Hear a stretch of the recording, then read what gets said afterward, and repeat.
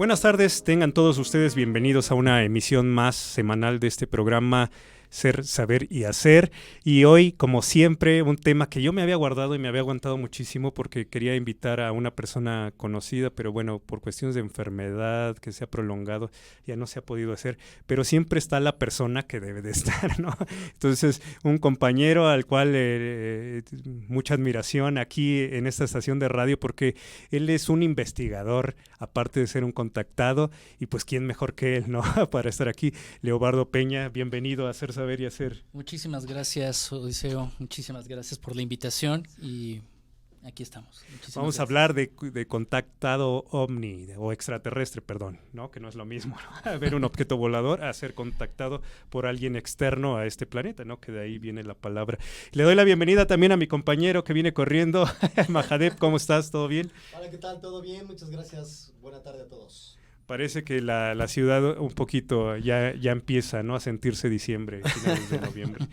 Pero bien, sí. Pues vamos a arrancar porque el tiempo aquí es limitado y hay mucho que decir, tienes mucho que decir. Y a mí me gustaría, Leo, que nos compartas tu experiencia de cómo empieza, primero, pues, cómo tienes este contacto.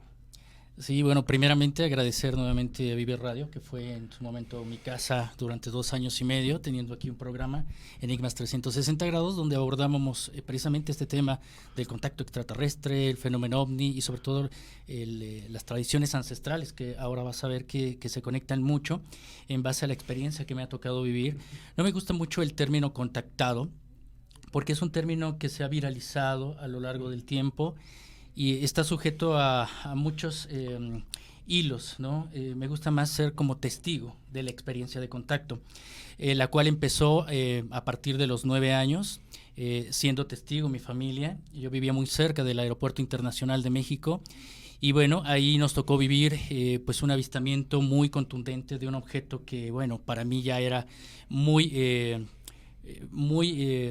fácil poder verificar lo que es un avión, lo que es un helicóptero. Y bueno, este objeto, junto con mi familia, pues lo observamos que pues iba a una velocidad extraordinaria. Conforme fue pasando el tiempo, hubo un programa aquí en México que tal vez muchas de las personas que nos están escuchando puedan ubicar, que es donde pues se creó esta nueva era ovni aquí en México, que son los programas de 60 minutos, sí, de Juan Ruiz Gili, ¿no? Hablaban de Juan Ruiz Gili. Exactamente, es donde surge precisamente el periodista Jaime Maussan, sí, que es prácticamente un protagonista y difusor a nivel internacional, sí, desde México para el mundo. Y bueno, esa fue una experiencia que también marcó mucho mi vida. Posteriormente me adherí a grupos de contacto extraterrestre, porque hay muchos testimonios y grupos de contacto, pero se formó en los años 70 en el Perú, en base a pues un gran amigo y junto con su hermano, que es Carlos y Sixto Paz Wells, escritores contactados. Y bueno, a partir de esa convivencia y de salida con los grupos, comencé a vivir mis propias experiencias de contacto extraterrestre en diferentes lugares de aquí del país.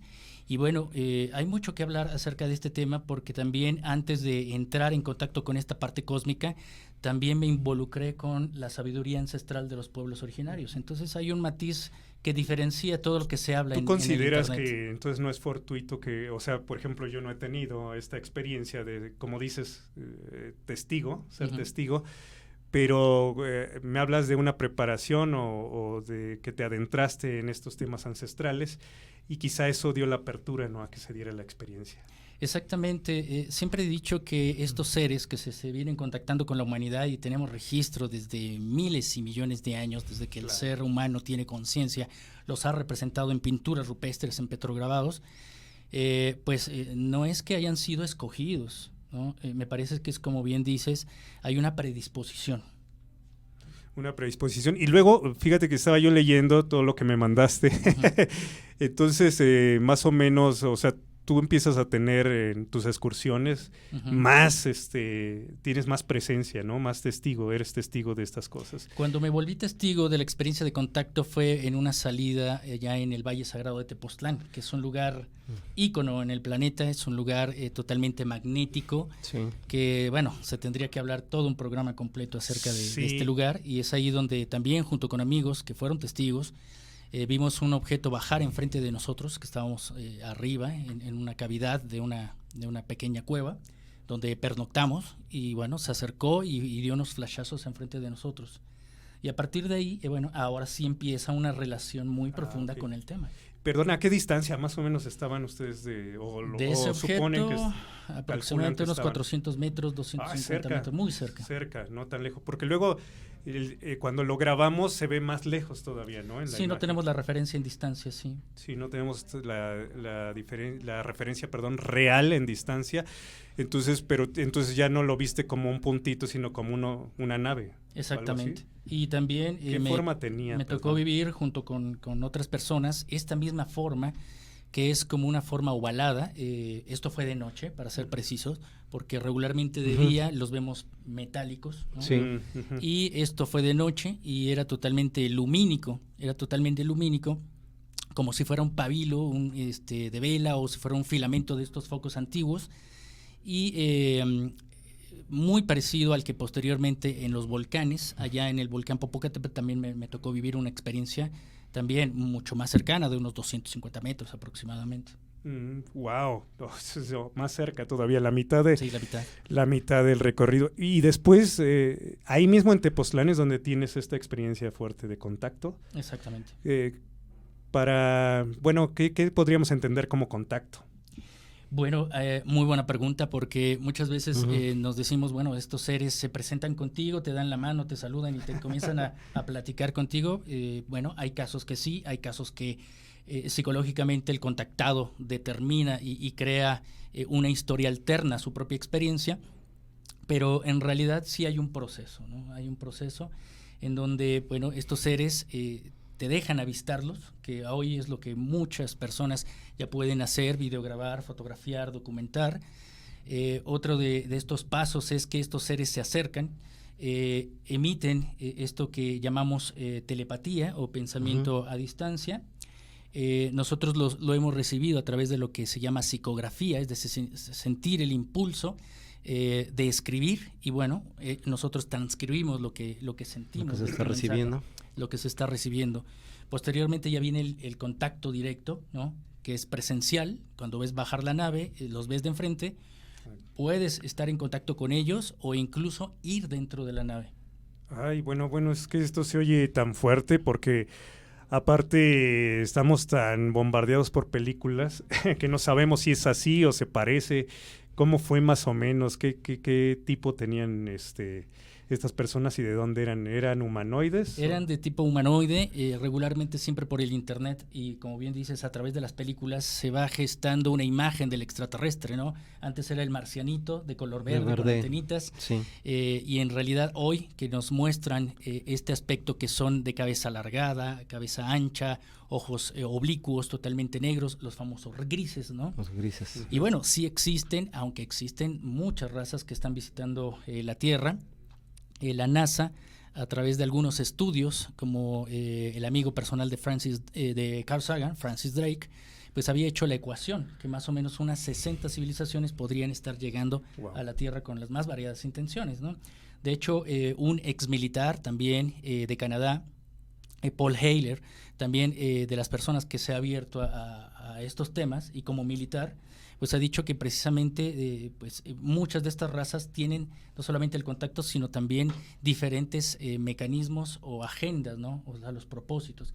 Y eso es lo que me tocó vivir a mí en ciertos lugares, con razas humanas o humanoides muy parecidas a nosotros, de tez amarilla, como si fueran mongoles, ¿no? Porque regularmente también existen las historias de los nórdicos, de los rubios. Sí. Hay otros seres, por ejemplo, que dicen venir de esta galaxia de Andrómeda, ¿no? Y son de tez cobriza, son como si fuesen de color negro, ¿no? O color claro negro, y son altos, muy delgados. Oye, ¿qué hay? Ahorita que me estás diciendo todo esto, se dice, ya se habla abiertamente después precisamente de culturas ancestrales, desde los sumerios, que posiblemente, o no posiblemente, que nosotros somos pues un experimento genético de gente del espacio. ¿Es cierto esto? Exactamente, Sí. es una teoría que se ha manejado durante muchos años. pero solamente ha quedado en las metodologías de la conspiración, ¿no? De hablar de los sumerios, y todo esto se tergiversó con pues todos los hallazgos, descubrimientos del investigador israelí Zecharia Sitchin, por ejemplo, en donde hablan todas esas historias de los Anunnaki, que son reptiles o que hablan de este planeta Nibiru. Hay partes que es realidad y hay partes que, bueno, ya es muy contemporáneo todo este sesgo de lo que se habla, pero precisamente nos da una línea, y eso es lo que me ha tocado investigar, porque no solamente he sido testigo, siempre menciono también que tener este tipo de experiencias no te hace ser una persona especial, sino por el contrario. Es especial que uno pueda cuestionar toda esta información y llegar a tener las mayores certezas.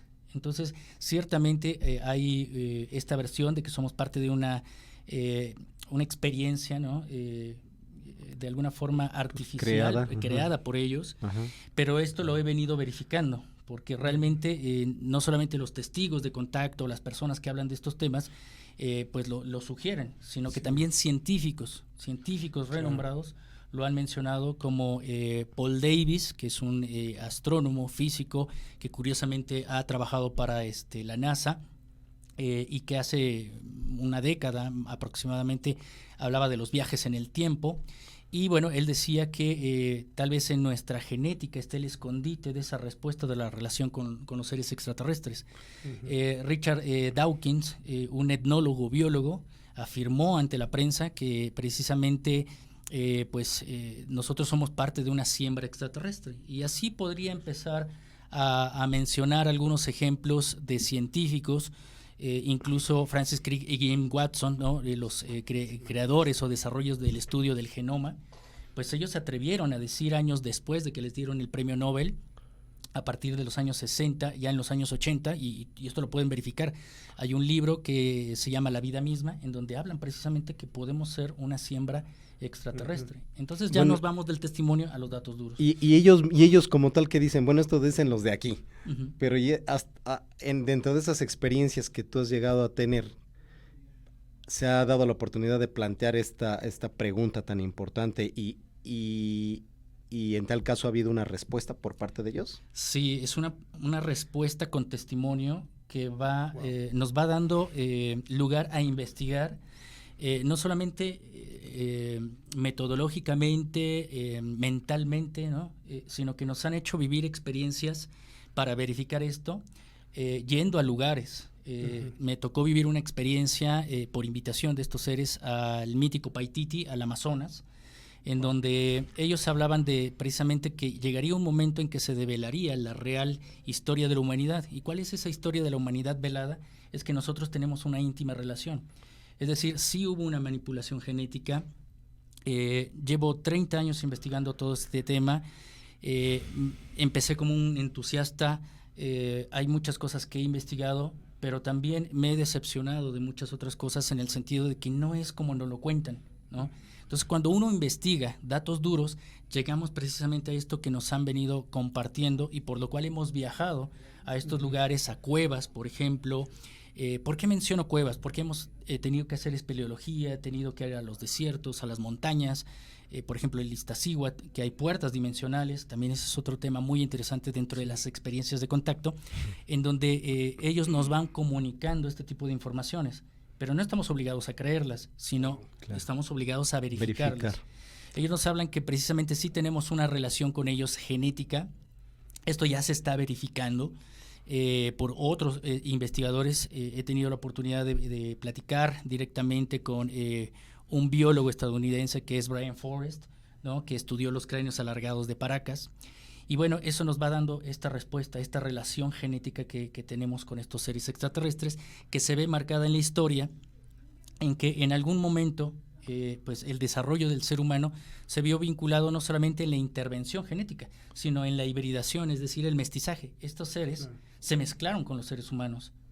Hay un texto que también lo pueden buscar en los libros apócrifos o en los rollos del Mar Muerto, que es específicamente el libro de Enoch, que se llama Los Vigilantes, curiosamente, Los Vigilantes, en donde hay una frase que es el Génesis del Génesis. El Génesis 6, que todos conocemos a través de la Biblia, dice esta frase: y viendo los hijos de Dios que las hijas de los hombres eran hermosas, se mezclaron con ellas. Procrearon hijos y se dieron el resultado de una raza de gigantes, sí. Los famosos Nefilim. Oye, y bueno, es que ya es innegable, hay tanta información de otras humanidades como la Atlántida, los lemures. Y desde ahí ya convergían o coaccionaban o convivían con razas alienígenas, ¿no? Exactamente, precisamente estos vestigios que se están encontrando, incluso la controvertida historia de las momias de Nazca, que me ha tocado vivir, tocarlas, es una experiencia extraordinaria, es muy controvertida. Hablar con Brian Forrest acerca de la genética, en donde a estos cráneos se les ha detectado aproximadamente un pequeño porcentaje del gen humano, y el gen del padre, ¿no? No se ha encontrado en los registros biológicos del ADN en todo el planeta. Wow. No podemos asumir que son extraterrestres porque no tenemos un gen por el cual comparar esta genética, pero sí deja abierta la posibilidad. ¿Y quién de todas estas razas se adjudica nuestra paternidad?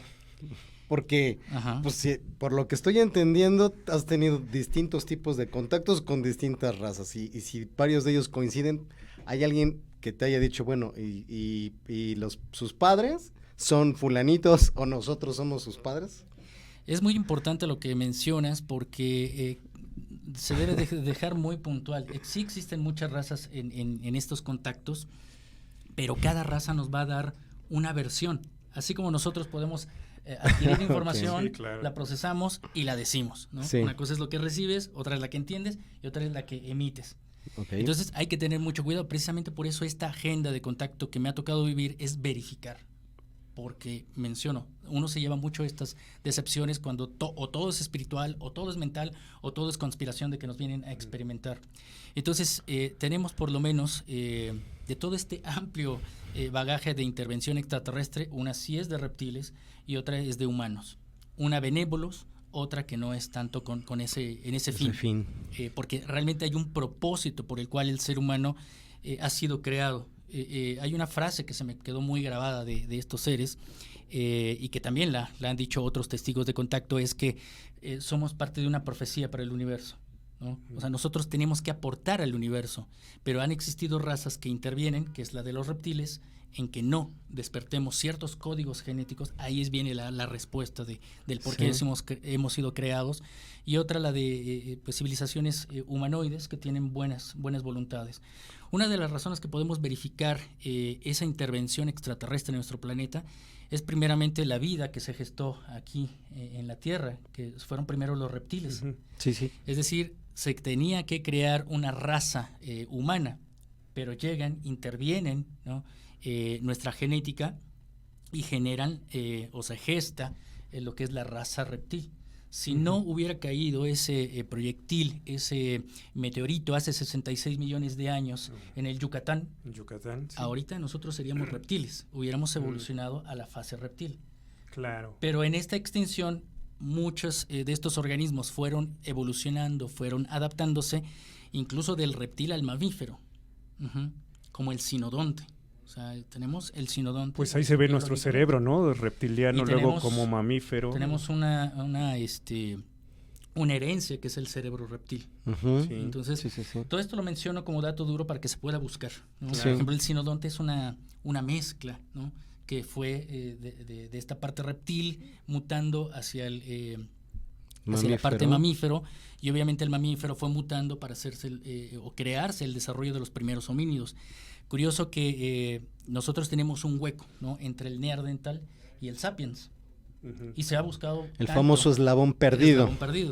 Hace algunas décadas se pudo encontrar en Desinova, en Siberia, en una cueva, unos restos de una nueva subraza. No es el eslabón perdido, pero es una subraza que curiosamente esto volvió locos mucho a los etnólogos y antropólogos, en que al ver su genética era una mezcla, o es Neandertal o es Sapiens, y había un doble código genético. Eso está totalmente datado. O sea que ahí estamos diciendo que hubo manipulación. El eslabón perdido podríamos sugerir que es la intervención extraterrestre. Que la intervención, porque por ahí se comenta que decían los antiguos mayas que sus ancestros eran pleyadianos. Bueno, ellos no usaban la palabra pleyadiano, ¿no? La usaban en maya, que que creo que es cola de serpiente o semillas, algo así, Ujú. sí, por eso lo relacionaban con las Pléyades. Exactamente. Entonces, por esa línea se cree que nuestros ancestros son pleyadianos, por ejemplo. Pero no sé si cada raza, porque obvio somos diferentes razas, tiene su origen en una raza cósmica diferente. Hay registros, por ejemplo, aquí con los mayas tenemos este registro con las Pléyades, ¿no? Este de las 7 cabrillas, ¿no? Por ejemplo, en la parte de los griegos también.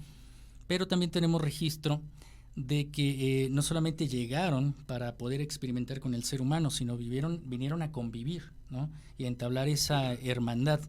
Y tenemos, por ejemplo, en la India con los nagas, ¿no? Estos seres que también son de apariencia reptil.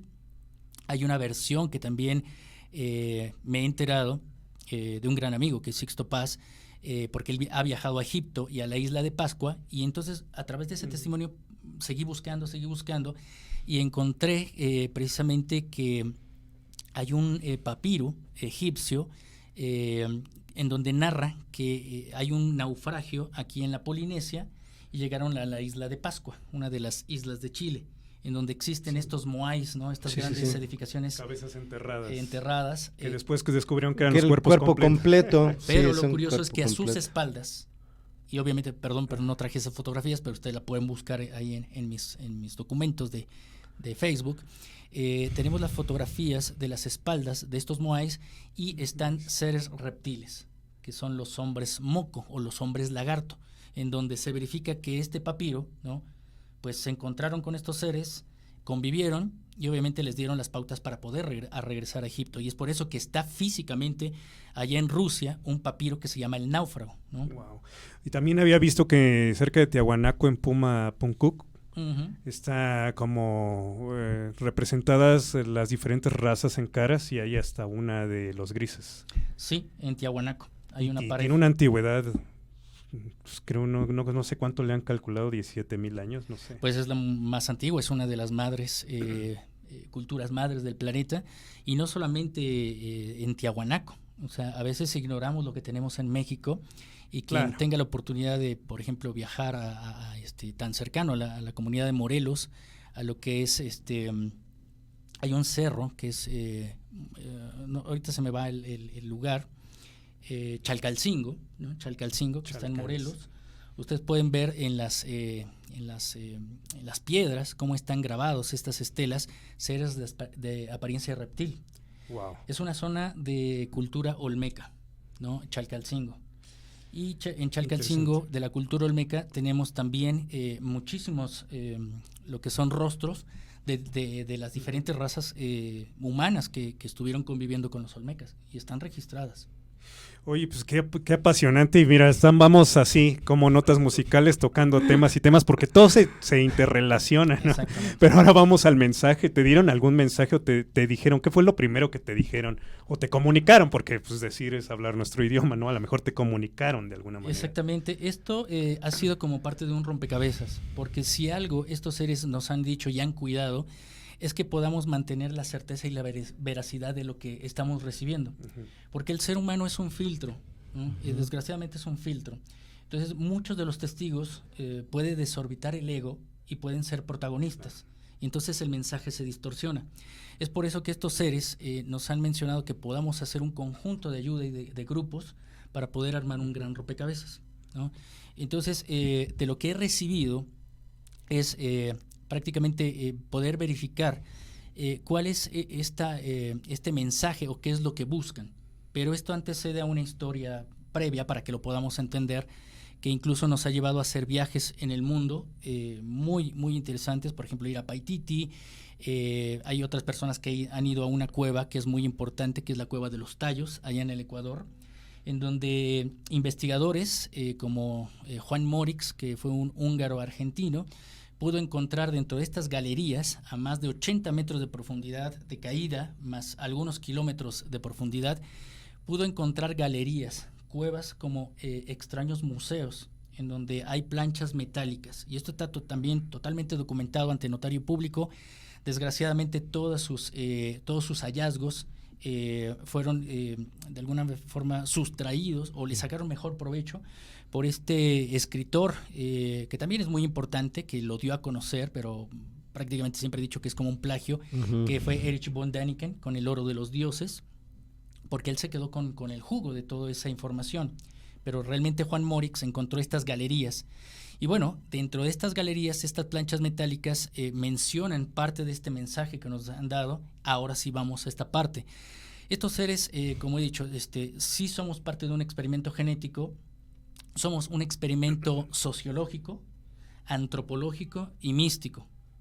¿Por qué místico? Porque va muy hilado todo lo que es el desarrollo de la conciencia. Es decir, estos seres son altamente evolucionados, pero no han llegado a una fase de evolución que ellos requieren.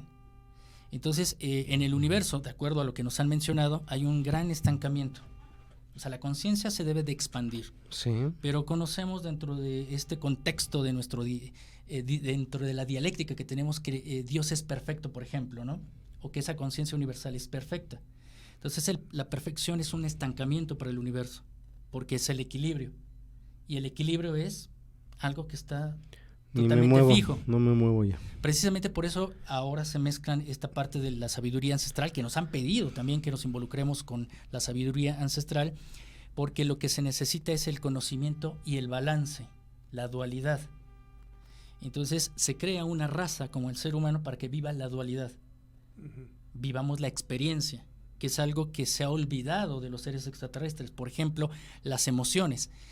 Esto también la NASA lo ha podido datar, ¿no? Todos los efectos psicológicos a los cuales se ve involucrado un astronauta, por ejemplo, ¿no? O puede expandir su conciencia o puede distorsionar su percepción de la realidad. Existieron 2 astronautas que pisaron la Luna, y también es un tema muy importante, cómo algunos de ellos desvariaron en su curso al regresar a la Tierra. Entonces, esa experiencia que buscan los seres extraterrestres está en nuestro ADN, También hace algunos años, para verificar esto que nos venían diciendo, si esto realmente está en nuestro ADN y no solamente es una versión, los ingleses crearon ya por primera vez ADN artificial. Se dice que nuestro 10% es la característica biológica del ser humano y el 90% es el gen basura. ¿No? Entonces entramos en la parte de las teorías cuánticas, de la física cuántica, porque lo que se guarda en nuestro ADN, en ese 90%, es información. Y lo hemos podido verificar dentro de mi experiencia, ahí sí ya en estas investigaciones personales. Tuve la oportunidad de conocer las experiencias o los trabajos de la doctora Esther del Río, en donde ella pues hace un experimento de alguna forma muy parecido a lo que hizo el investigador japonés Masaru Emoto, ¿no? Con el agua. Con el agua, la programación del agua, ¿no? Cómo a través de la vibración se puede programar el agua. A través de la vibración se puede programar el ADN. Wow. Entonces es información. Entonces, bueno, tuve la oportunidad de conocer al doctor Masaru Emoto. Después el laboratorio, ¿no? Y por ahí tenemos una fotografía de una gota de sangre. Esto es muy en exclusiva, siempre a pocos programas traigo esta líquido, fotografía. ¿no? También la sangre. Finalmente. Exactamente, es líquido. Entonces, la gota de sangre, ustedes van a ver cómo a través de la vibración pues se crean formas geométricas y se forma una cruz, pero no es la cruz de los códigos crísticos. O sea, bueno, una parte es metafórica y otra parte es donde se crea, ¿no? Lo que es la geometría sagrada dentro de nuestra sangre. Se forma una cruz, ángulos ortogonales, ángulos de 90 grados. Wow. Se comienzan a generar triángulos en nuestra sangre, pequeños cristales de forma de triángulo. Estos se van fractalizando y se cruzan hasta formar la estrella de 6 puntas, que se conoce como la estrella de David, pero que en la física se le conoce como... pitagórica también. En la física se conoce como el Merkaba. El Merkaba. O de 6 puntas. De 6 puntas. Desde 6 puntas, perdón. O sea, en la metafísica es el Merkaba. Es el sello de Salomón. El sello de Salomón, la estrella de David, pero también estas 2 fuerzas que giran contrariamente crean un campo de vacío. Entonces, el ser humano puede ser potencialmente un teletransportador. Y esto también lo hemos verificado. Hay teorías como el doctor Jean-Pierre Garnier-Mallet, que habla del doble cuántico, el doctor Jacobo Greenberg, por ejemplo, cuando habla de la Matrix, pero no es como Matrix, es el campo sintérgico, donde no solamente es la energía la que transporta la información, sino que dentro de la información está la conciencia, sino nos vamos a profundidades mucho más detalladas. Entonces, lo que buscan estos seres es que el ser humano pueda despertar sus códigos genéticos. Wow. Ese es el O sea, mensaje. ese ADN que estabas mencionando, basura, quiere decir que ahí está todo nuestro ADN cósmico. Es correcto. Cósmico, de toda la historia quizá de la creación. La energía no se crea ni se destruye, solamente se transforma. Quienes creemos, yo soy afecto a la parte budista, entonces creo en la reencarnación. Hay muchas personas que lo ponen en cuestionamiento, pero podríamos decir que muchas de estas memorias, precisamente algo que tiene por motivo de su propia creación el ser humano es transmitir información, o toda la vida necesita transmitir información. Entonces, nosotros no solamente le estamos recordando a los seres extraterrestres que vuelvan a despertar sus emociones, sus sentimientos, porque muchos de estos seres, y lo hemos visto hasta en series de televisión, y pongo siempre el caso del señor Spock en Viaje a las Estrellas, ¿cómo son estos seres? Sí, ya son muy Como ecuánimes, fríos. ¿no? Demasiado ecuánimes. Demasiado mentales. Sí. Y mentales, sí. ¿Por qué? Porque estar lejos de su planeta y estar como hoy nosotros con la tecnología nos ha desensibilizado. Sí. Sí, pues sí. Entonces estamos llegando a un punto de quiebre en donde ellos, al estar fuera de su planeta, son insensibles. Ellos viven el amor, pero no lo viven como nosotros. Entonces nosotros podemos tener libre albedrío, y el libre albedrío nos hace generar experiencia. Esa experiencia se guarda como información y se transmite a otro plano, quizás a esa conciencia cósmica. Pero si esa conciencia cósmica no es material y nosotros somos materia, ¿cómo la transferimos? Porque somos un agujero de gusano.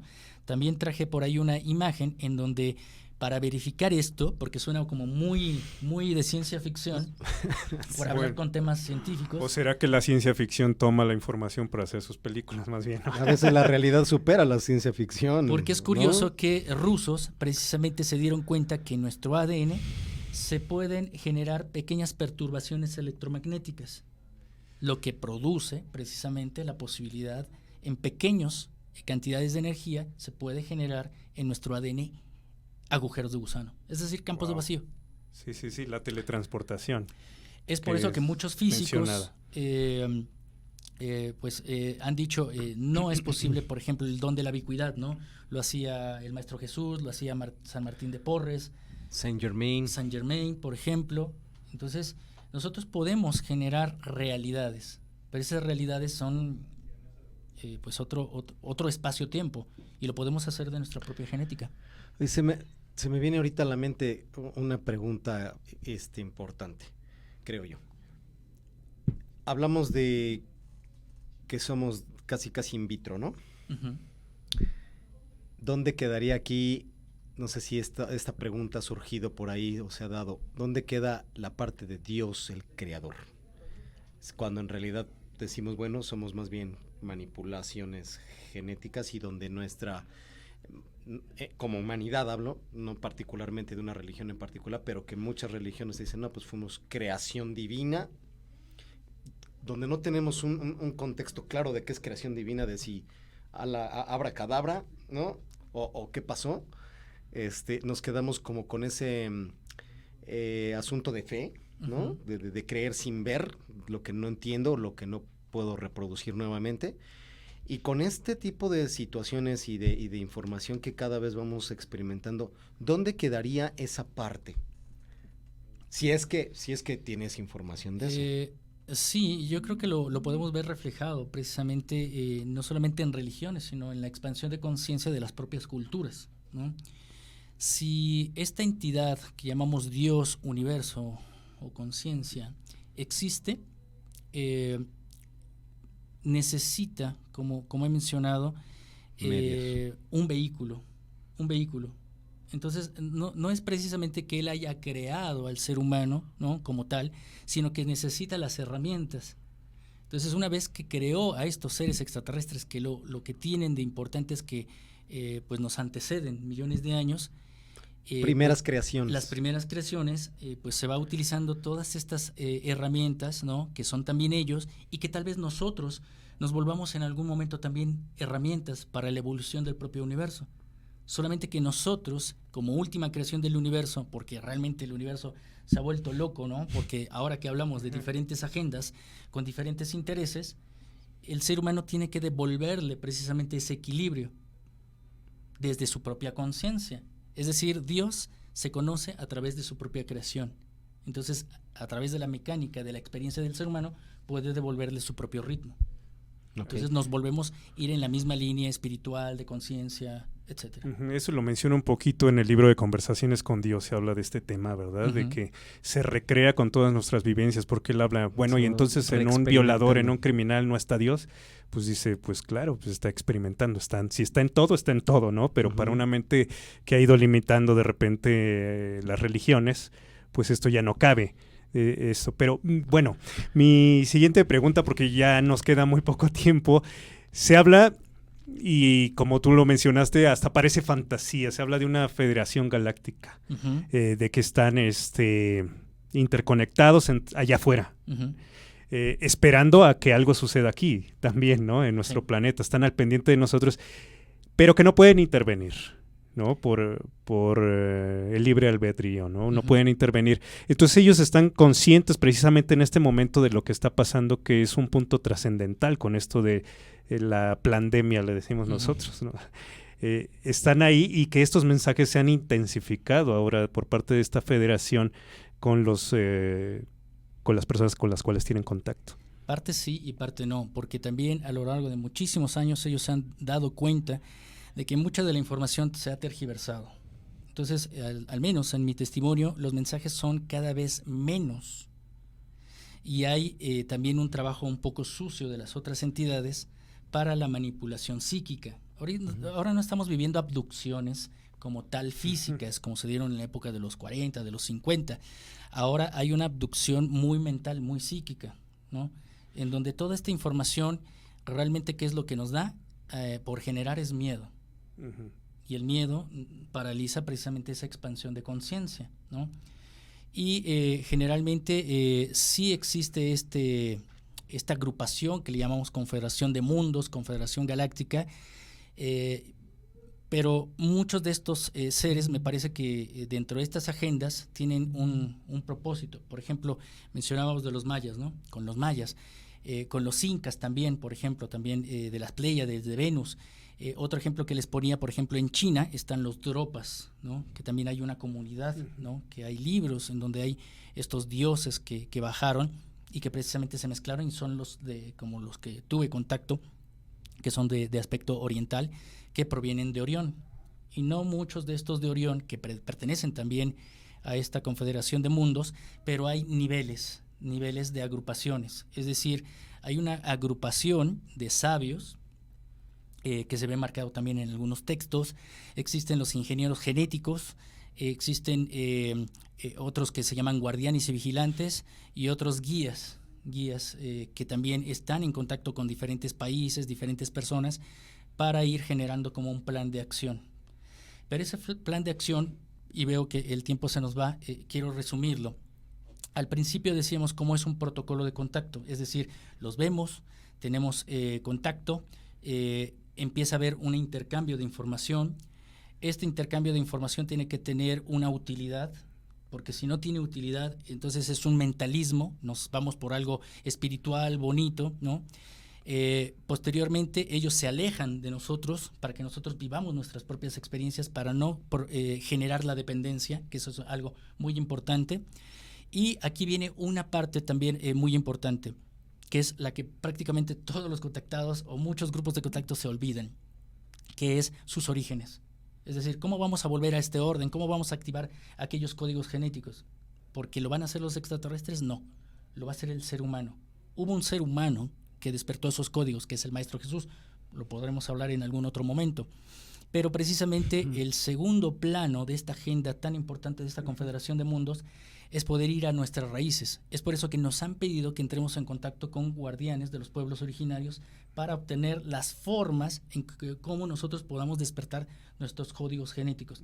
¿Qué es lo que mantiene dormidos nuestros códigos genéticos? Son las emociones que vivimos en este momento. Los pensamientos, los sentimientos, las emociones y nuestras acciones. Entonces, por eso también investigadores como Juan Morix, que no pertenecía a grupos de contacto, pero nosotros que hemos ido a esos lugares, hay algunos que han entrado a la Cueva de los Tallos. Aquí hemos hecho expediciones, por ejemplo, a un lugar muy parecido que es la Cueva de Cuetzalan. Hay fotografías también que traje por ahí rápidamente. Es una cueva que fue investigada, así como la Cueva de los Tallos, la investigó Neil Armstrong, ¿no? Neil Armstrong, junto con ingleses, se metieron a pistola para sacar material de ahí, que obviamente jamás lo dijeron. Bueno, aquí en el 2004 se metieron también ingleses a estas cuevas de Cuetzalan, Puebla, y después nos dimos cuenta por las noticias que no eran espeleólogos, eran militares. Militares. Wow.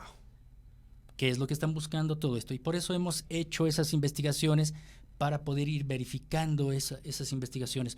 Una es física, estando en contacto físico con ellos, otra entrando en estos portales dimensionales. Hay fotografías que tengo de estas experiencias en donde hay energías posándose en nuestros cuerpos. Y bueno, es un tema muy amplio. Sí, fíjate que de todo lo que estuviste platicando, que fue mucho porque, insisto, estábamos así, ¿no? De tema, saltando porque el tiempo es limitado aquí.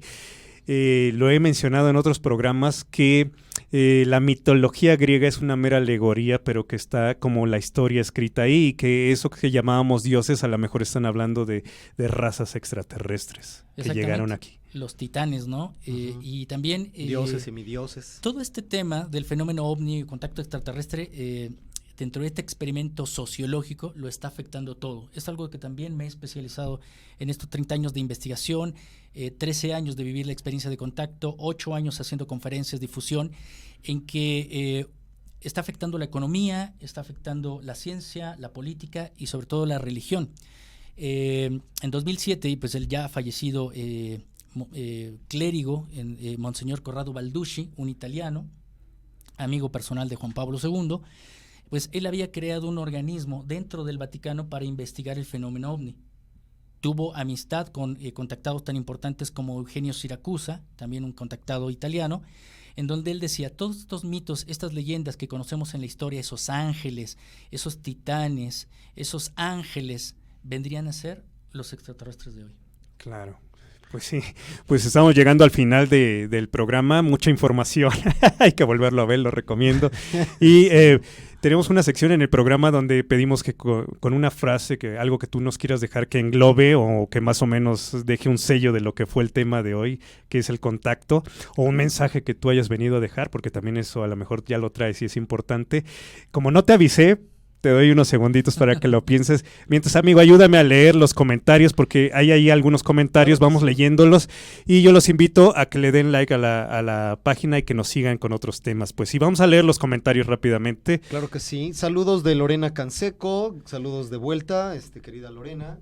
Pedrita.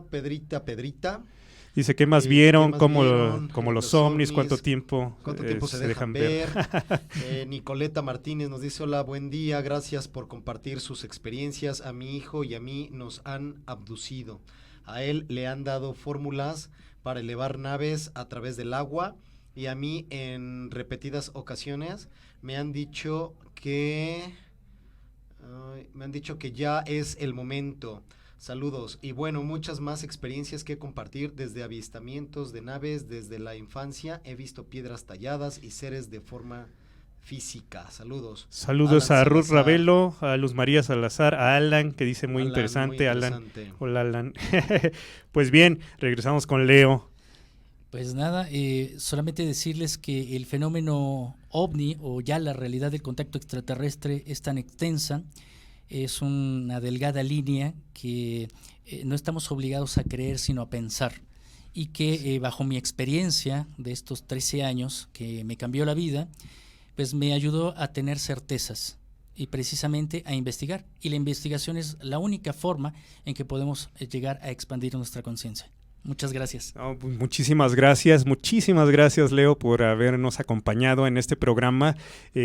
Que bueno, pues súper experto, investigador, además tiene su propio material producto de muchísimos años de trabajo y de vivencias, ¿verdad? Y de también intercambiar información con personajes importantes, ya lo mencionaste, Sixto Paz Wells, Jaime Maussan y muchísima Masaru Emoto. En fin, muchísimas gracias, Leo. Gracias, amigo. Gracias. Amigo, también muchas gracias. Gracias a todos. Bonita tarde.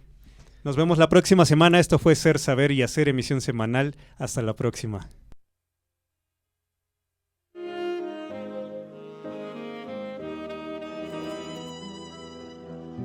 Muchas gracias por sintonizar.